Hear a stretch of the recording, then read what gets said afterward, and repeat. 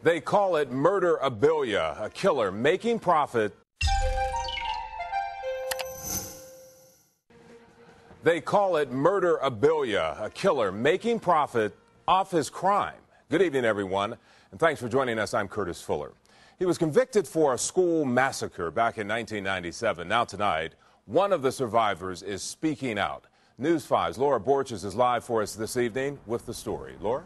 She drove to the tri-state in hopes of sharing her outrage in those sales, but this victim also wants to tell her story of healing that began with a bullet ricocheting through her body.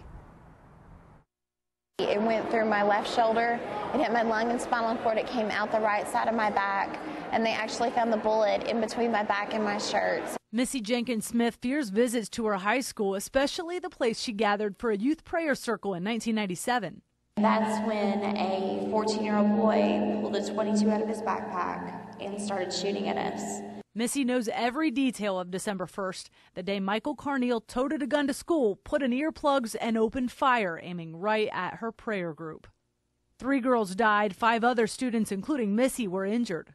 I really feel like I've triumphed over this and that I've made it something positive to hopefully help other people. Tonight, she opened up to dozens in Fort Thomas's St. Catherine Church about her disaster, frustration, and forgiveness. But she adds she felt like a target again when she uncovered Murderabilia, websites selling goods used or made by murderers like John Wayne Gacy, Charles Manson, and, of course, Michael Carneal. Selling his poems, selling his hand, and tracing his hand, and actually selling his jail number. I mean, that was pretty sick to me. She's disgusted in Carneal's decision to profit from the suffering and deaths of her friends. Help somebody that was like him whenever this happened, not glorify it.